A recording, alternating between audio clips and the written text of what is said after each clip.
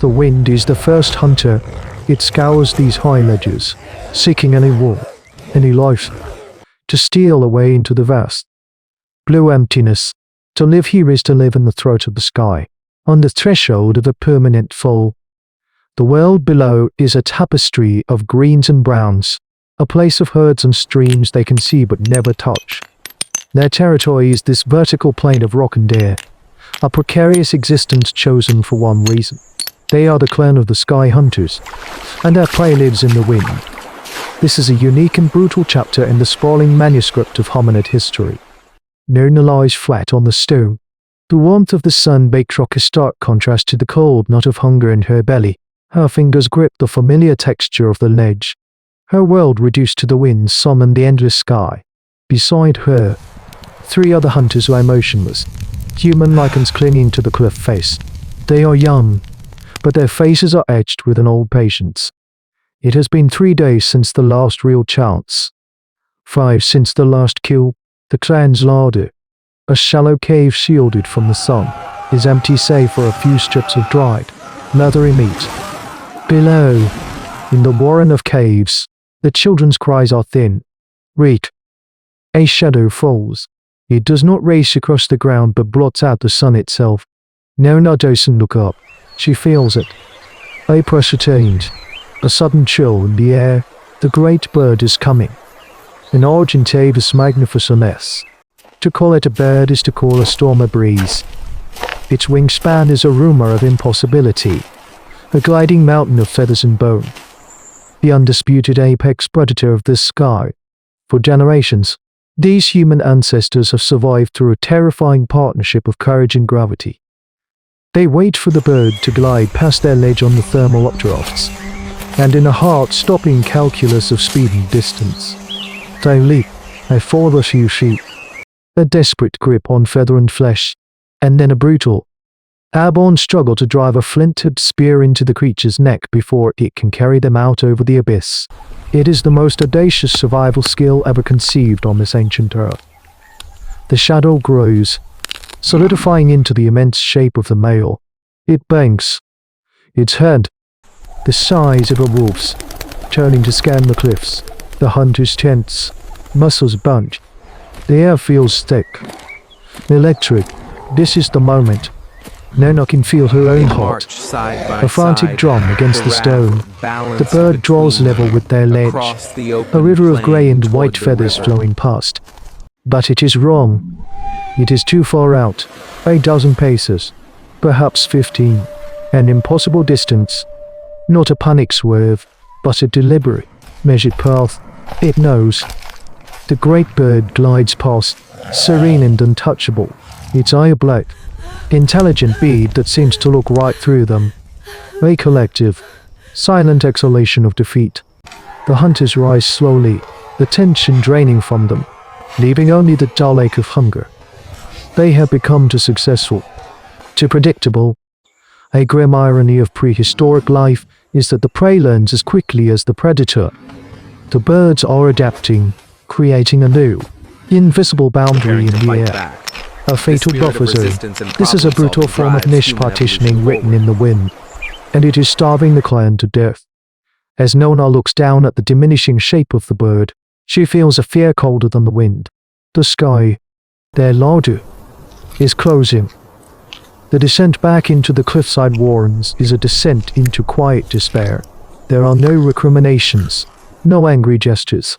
Failure is a familiar ghost here, but this failure is different. It is not about a hunter's missed spear cast or a gatherer's empty basket. It is the failure of a whole way of life, the very foundation of their survival. The sacred geometry of the leap has been broken. The species competition has shifted, and they are on the losing side. The sounds of hunger are sharper now, edged with a fear that has nothing to do with the dark or the drop. It is the fear of a future where the sky is empty of food. Toss sees it all from his perch at the mouth of the main cave. His legs, twisted from a jump made a generation ago, no longer allow him to hunt, but his eyes are the clan's memory. He watches the great birds circle, not with the immediate hunger of a hunter, but with the analytical patience of a scholar of the wind. He has been mapping their patterns for seasons. A silent, internal cartography of their moles and flight paths. This is the essence of what separates these ancient humans from the beasts. They hunt the ability to build a world inside the mind. His process of cognitive mapping extends beyond the physical rock. He is trying to map the mind of his enemy. He watches one of the younger birds break from its high orbit and descend, not towards their cliffs, but towards the savannah floor miles away, where a pack of hyenas are squabbling over a kill. The Argentavis does not join the fray but circles patiently, waiting for the mammals to finish, knowing its size and presence will guarantee it the bones. And in that patient, circling descent, Tar sees not an answer, but a question. What if the mountain would not come to them? Then they must find a way to make the mountain move. He finds no sharpening a spear point with a piece of quartzite. Her movements sharp, angry. He sits beside her. The scent of old wood smoke and dust clinging to his hydra. He does not speak. He picks up a flat stone and begins to scratch in the dirt. He draws the cliff face. He draws a great bird, its wings wide. Then he draws it again, but farther away. Untouchable, Nona watches, her frustration softening into curiosity. Tar then draws a lower ledge, one they rarely use, exposed and dangerous. On that ledge, he scratches a small shape. Food. Then he draws the great bird's flight path again, but this time, it curves inwards, its winged tip almost brushing the rock as it swoops down towards the bait. Finally, he draws a single, falling figure, a line that intersects the bird's path not from the side, but from above. It is a plan of terrifying genius, a tiered ambush. One hunter, the baiter, would have to descend to that lower ledge with a lure, a sacrifice. Tar looks towards the clan's meager store of meat. The hard choice is implicit, they must risk their last provisions to secure more. The baiter would draw the bird in, pulling it into a narrow corridor of air between the ledge and the main cliff face. A second hunter, the striker, would be waiting above, hidden, and leap down onto the bird as it passed beneath them.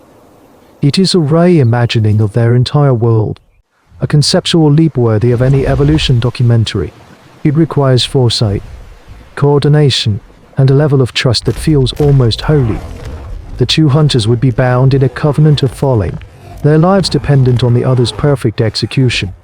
Nona looks from the drawing in the dust to the old man's face, and she understands. She will be the striker, and he, with his useless legs, will be the baiter. Dawn cracks open the sky, spilling cold, grey light onto the ledges. The air is still, heavy with anticipation. Far below, Tar is a small, hunched shape on the exposed lower rock. Beside him, the open carcass of a rock hyrax.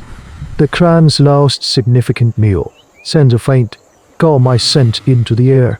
He is the anchor of the clan, a point of bait in a vast, three-dimensional trap.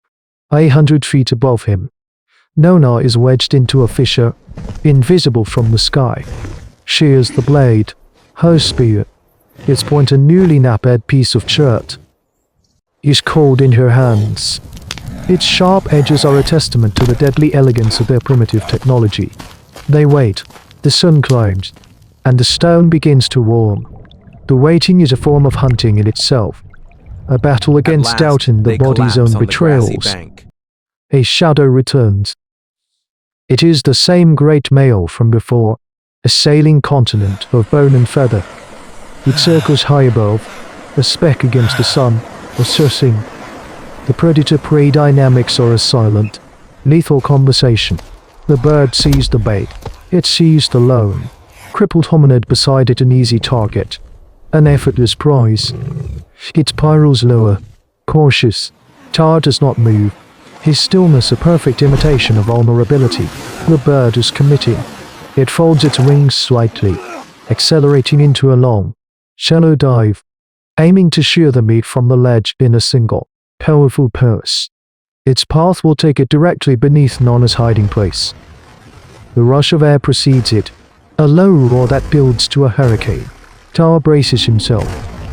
Nana's world narrows to a single point of focus, the widening grey expanse of the bird's back. It is a landscape of feathers, bigger than any bison, a living island in the air. The moment is now. She does not think. She acts. She pushes off from the ledge, and for a single, timeless second, she belongs to the sky. The world inverts. There is only wind and falling. She hits the bird not with a thud, but with a jarring impact that drives the air from her lungs. Her hands find purchase, digging deep into the cross feathers, her legs wrapping tight around the muscular base of a wing. The bird convulses, a seismic shock of surprise and rage. It shrieks, a sound that rips the air, and lurches violently, trying to shake the parasite from its back. Nona holds on, her entire being focused on survival. She draws the spear, and with a desperate, two-handed thrust, drives it down into the thick muscle where the neck joins the body.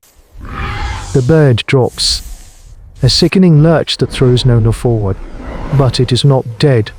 It is wounded. Enraged, the sky, once its kingdom, is now a chaotic battlefield. It snaps its great head back, the beak a hatchet searching for her. Below, Tar watches the life or death struggle unfold as the bird thrashes, its immense wing, powerful enough to break trees, sweeps across the sky. A primary feather, stiff as petrified wood and wide as a man's chest, writhes across the lower ledge. Tar has no time to move. The impact is a flat, ugly sound that is swallowed by the wind. Nona feels the bird shudder, its strength suddenly failing. Her spear has found its mark. The great wings lose their rhythm, and the smooth glide becomes a clumsy, uncontrolled fall. This is the final gamble of their strategy of resource acquisition guiding the fall. She clings to the dying beast, a mariner on a sinking ship, steering it with desperate shifts of her own weight. Away from the sheer cliff face and towards the gentler, scree-covered slopes at the mountain's base, they crash into the slope in a shower of rock and a storm of feathers. Broken, bleeding, but alive, Nona crawls from the wreckage. She looks up. The lower ledge is empty.